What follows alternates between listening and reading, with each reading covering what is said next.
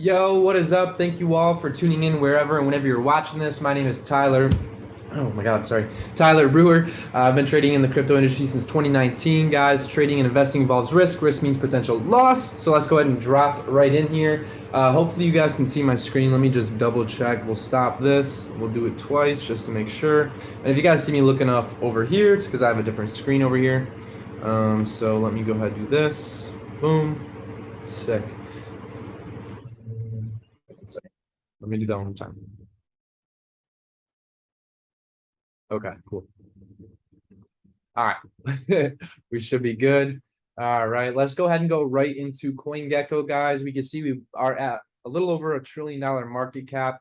Now, on the total market cap here on the charts, we can see it actually came down, touched our 78.6 level, literally perfectly. Boom, touched, tapped it, and it continued up. Now, it's broke above that weekly level, and I actually just put actually, no, that was on a Bitcoin chart, but I actually just put a different level on the Bitcoin chart. I'll have to show you guys when we get there. Really, it's nice to see, and I think this is from, I'm actually going to delete that. But, you can see we're back up here in the 50% 618 zone. We kind of got some resistance now on a normal move, right? When you come back to that 50% 618 zone, what normally happens?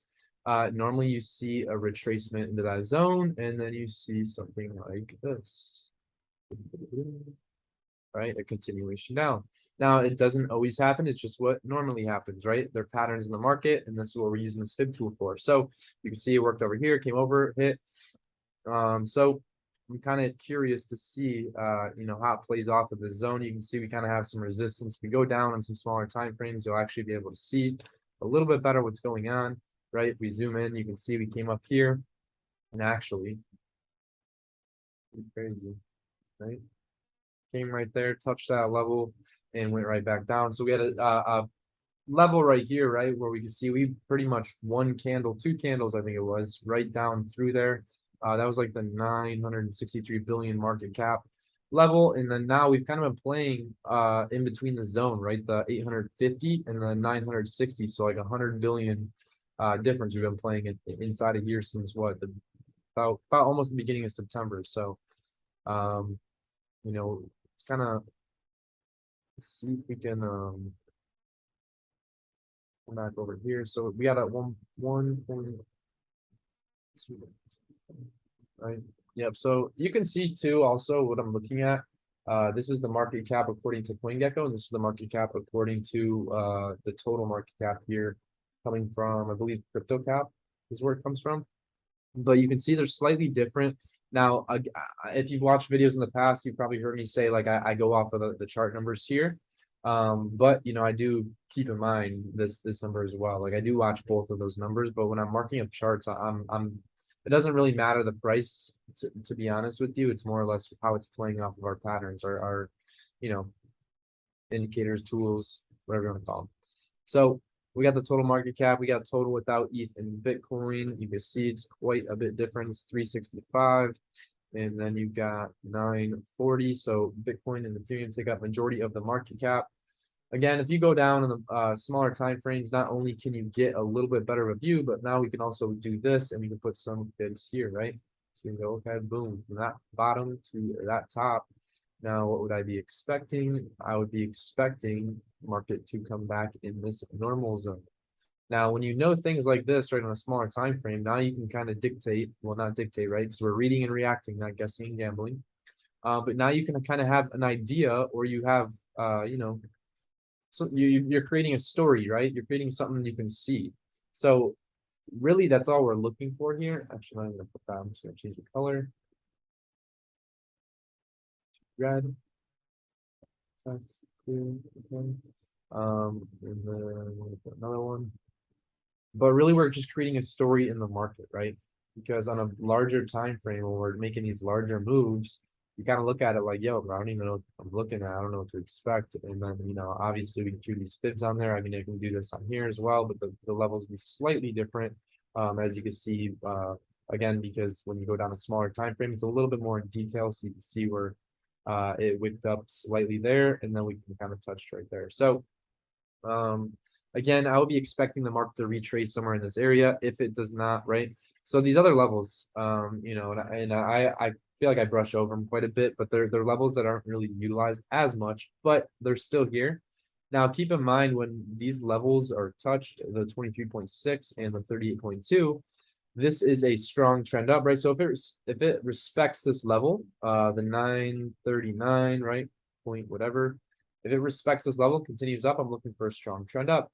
And now this would be like a medium trend, and then this is the normal trend. So strong, medium, normal. And then the last level support, right? A lot of the times this is the smart money move. This is where you see the market come down, touch, capture some liquidity, you know, and then take off. So there we go. But now you can kind of see what we're looking at on a little bit smaller of a time frame where you can kind of have a little more detailed of a look. So if you're expecting it, okay, well, let's see what happens at this level. Let's see if it breaks through. Let's see if it breaks through. We're at the normal level. What normally happens here, we retrace. You can see we're there, but on the flip side for a down move, right? So we're measuring from, which it looks like is slightly off. I think it's up on the daily though. Yeah. So we're on, but so from that high to this bottom, which they're still slightly off. And then we can go like this puppy over here, right? We're in that normal retracement zone. So we come down, here's that 100% move from this top to this bottom. And then guess what? The market retraces. It comes up here, right? Literally breaks through here, has no issues coming through this level. That scared me. You're good. But the market had no problem breaking through that 23.6. You can see it kind of even played along here, broke above. On the daily, you can't really get that much of a detailed look, but it came up, respected this 38.2 a couple times, right? We had that move down slightly, and then it came back, and we eventually came back to the zone. And now again, measuring from the bottom to the high, I'm expecting the market to come down to this level. Now expecting that, right? Now we're not saying it's going to, but we're creating the story. That way we have an idea of what's going on here. So now if I go to the coin, let's see. Now we can kind of have an idea like, hey, we're probably going to look for it to come back down to this level again. Or again, we can throw some fibs on here in a smaller time frame. Same thing we just did. And these are just patterns we're identifying in the market. And the fun part about this is there's not really a wrong way to do it. You're just identifying patterns that happen over and over again inside the market. And you just need to back test them really. You need to back test them. Back testing is really just, going left and practicing it and making sure that, it's actually working in the past. All right, so let's go ahead, go back to CoinGecko, hit the portfolio. Actually, we'll just go to the main. So they're all mostly coins I've called out or coins we're watching. But we'll check out, see what's happening in the top 100. Let's see. So on an hour, we're not really seeing any major movements. 24-hour, you can see a couple different projects move. We got Dogecoin. There's a region-wide Dogecoin went a little crazy. If you haven't watched, there's actually a Decrypt article up here that I haven't pulled up already. But Uniswap, let's go. Honestly, Uniswap's tokenomics are pretty lit, if I remember correctly. When pulled up. Yep. So really, guys, what we're looking for is the max supply, the total supply, and the circulating supply. Max supply meaning the max amount ever. Total supply meaning the amount in total that they have capped, right? The total cap at the moment. This is the max ever that they could have, and then this is the amount in circulating. So if you took the current price, I believe, times the current price times the max supply, I believe it is, and that's how you get the fully diluted value. Let me just hover over here just to make sure I'm not lying to you. Current price times the max supply, yep, and that gives you the fully diluted value. Now, the closer these numbers are, their market cap and the fully diluted value, the better. When you have like a project that it's a far gap, or you see like the total supply or the max supply, and then they got like 10 coins in circulation, most likely it's not going to be the greatest tokenomics. So we can go back here. Let's go back to the 24-hour really quick. We got Uniswap. Let's scroll down and see if we got anything else worth looking at. The classic. Get off here. We don't want general portfolio. BNB, with everything else is kind of down for 24 hours. So, oh my goodness. Yeah, what is this coin? This coin's going crazy. I feel like I've seen it before too. Might have it written down somewhere. I was killed by Clayton. Now the total supply, you can see the infinity number here. Now Ethereum is a case where it's a little bit different. You know, if you go to ETH, it doesn't have, pretty much it looks almost similar to that. But Ethereum's a little bit different. I don't really know too much about this, so I don't really have much to say about it at the moment. But you know, I don't really like. I mean, that's a pretty big circulating supply. It's had some decent movement, all-time high, $4.34. I really don't know what the project is though, so don't look at these and be like, oh my god, good play. I really don't know what it is. Out there, go back, gecko. That's all we're gonna look at here. 7-day. We look at the 7-day. Ooh, Rocket Pool, let's go. Ethereum, Rocket Pool, guys. If you're not familiar with Rocket Pool allows you to stake Ethereum if you don't have 32 ETH. You can come over here, click the website. Let it pull up. Also, if you're not using Brave, download Brave. They're literally paying you.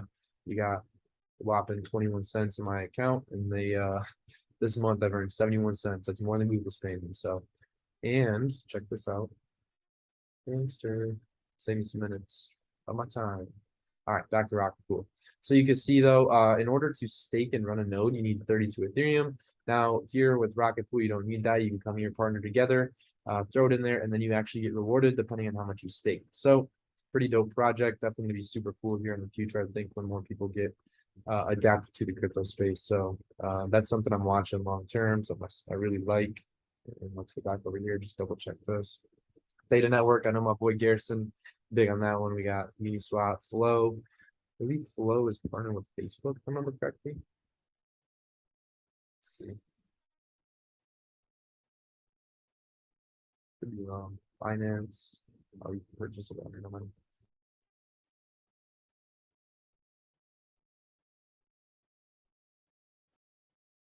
Good shit. I just remember Flow being a good project. I can't really remember exactly what it was. We'll have to deep dive into it one day and kind of fully check it out. But I have a couple of things I want to show you. We got Polygon jumping up the gym, ApeCoin, Solana, Polkadot, all these projects, honestly, in long term, 7 days, you see them moving up. But again, from the story we're creating here, if we're expecting the market to come back down slightly, then expect these little 7% gains you're looking at to probably come back down as well. Synthetics Network, Tezos to Bezos, Curve. I don't know why I'm going on there actually. Polkadot, Sandbox, BNB, Algorand, Bitcoin, obviously. All right, cool. We're gonna get out of there and we'll hit some Decrypt and then we're gonna dip out of here. So Telegram launches username auction using Ton blockchain. I don't know what Ton blockchain is, but I was actually mostly interested in this because I literally sent the notification of this call through Telegram. And I think it can be something pretty big, especially Telegram finally, getting some crypto adaption, maybe that's the word I'm looking for, inside of their platform. Because when you come here and you're on like Brave, for example, you can come here, click portfolio site, and it'll actually bring you to a separate tab, show you everything you have in the wallet. Whereas normally you just have this extension on Google and you're just kind of looking at it through here. And if you don't have the coin added, it won't show up. We got some Sino games. Let's go. You don't know what that is? Me too. Let's see if I can pull it up here actually. Shout them out because they're super dope. Metaverse, they're all licensed and everything. Let's see, Sino. Shout out my boy Jake. He's super dope, awesome guy. He does some AMAs on Twitter with us. So if you haven't checked them out, come in here.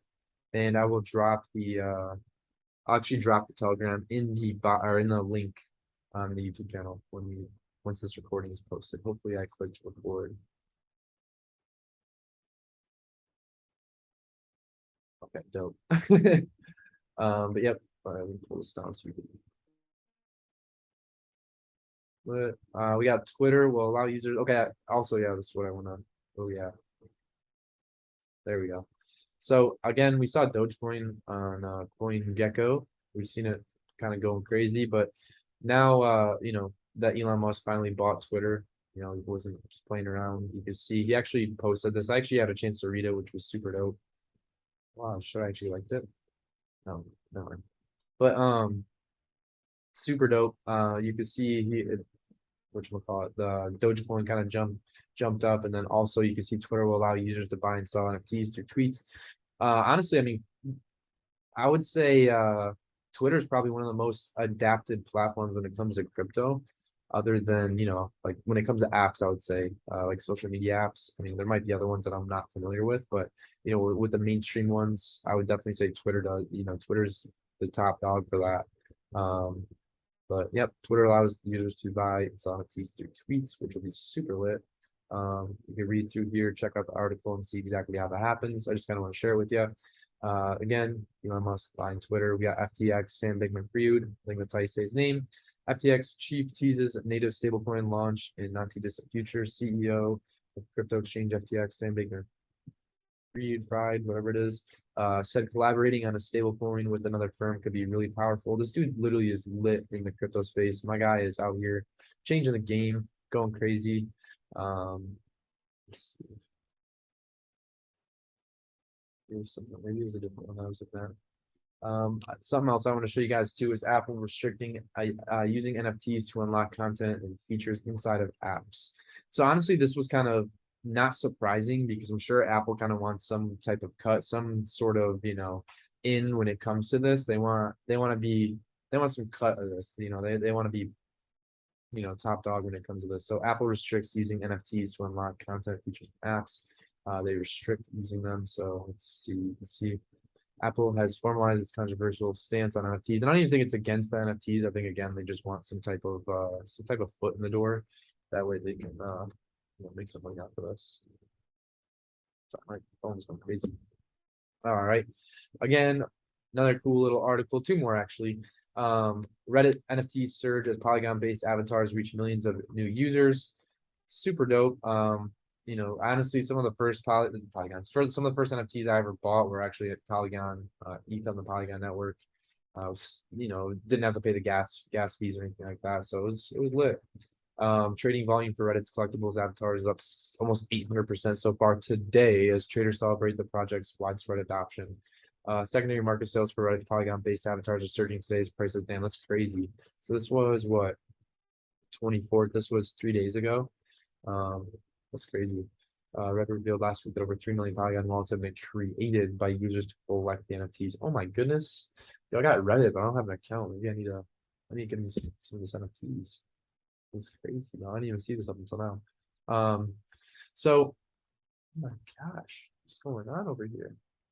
Anyway, Fire Festival Island is being turned into an enclave for crypto millionaires. If you don't know what Fire Festival was, I'm pretty sure it was like some bogus, super bogus, like EDM or festival, some type of, I don't know, run by a convicted felon. But now it looks like it's now the new company wants to put that Bahama Island back on the map with NFT gated luxury villas, which would be super dope. Almost like the NFTs, like the entrance into like that's your key to get into the island. I didn't read too much into it. I just thought it was pretty lit, and I also knew what this Fire Festival was. I just heard about it. I didn't really know what it was.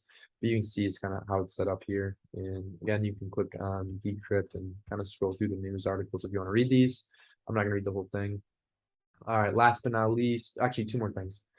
I know I lied when I said the first time. NFT creators have earned over 1.8 billion in royalties to date. Galaxy Digital, just NFT issues have collectively amassed 27% of all creator royalties. But this concentration of wealth raises a question of centralization and opportunity. Honestly, that's pretty crazy. 10 NFT issuers have collectively amassed 27% of all creators. I'm assuming this is this. It's 27% of that. What is that?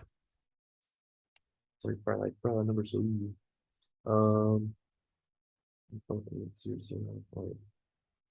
Shit.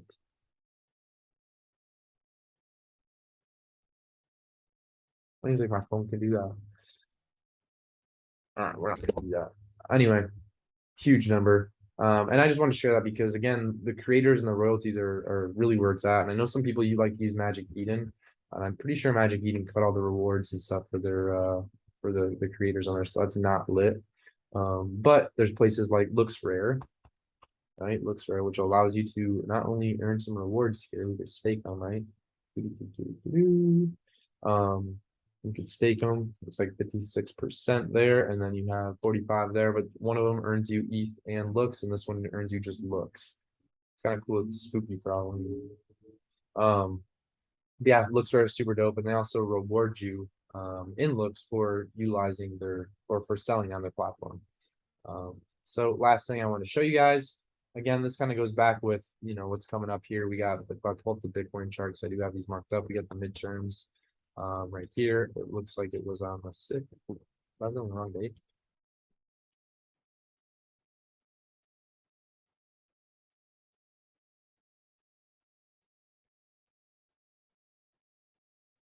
Oh, it is the 8th. Tripping. All right. But the 8th, you got midterms coming up. And again, we were kind of comparing this back to 2018. I don't know if I did this on here last time or not. So I'll just kind of briefly do it really quick. What in the hell? How is that not even? Get off my chart, yo. All right, let's go. What? Oh man, trading you is doing me bogus right now. $10,000. That's crazy. All right. I ain't never seen that before. But you can see the elections here, the midterms are 2018, and you can kind of see some similar price action from here all the way to current market price, right? You can kind of see something a little bit similar. Again, I'm seeing, not weird, I guess. I'm honestly personally thinking we're gonna come down to this 13,183 level. That's the exact level, I think. Don't ask me why. I'm not gonna explain it right now, but we can go into it on depth on next Thursday's call because I'm gonna break some things down. We're gonna go over the BLX chart, which I don't know if I have it on here. And I'm gonna break it down for you guys, kind of give you a breakdown of Bitcoin and the BLX chart in general. So again, I'm kind of expecting something like 2018 when these midterms hit. And then you can also see we have a lot of news. So realistically, I mean, we're reading and reacting. If you guess, you're gambling because none of us know what's going to happen in any of these news coming up. You can see we have NFP, non-farm payroll. And if you want, you can come on here, forexfactory.com. And right now I actually I have it filtered, but you can actually show all of it. And if you come on here, and click the little detail folder like this, it'll actually show you what it measures, usual effect, the frequency, things like that. And so that way, if you don't know, you can read and break it down and it will tell you. So that being said, guys, thank you all for tuning in.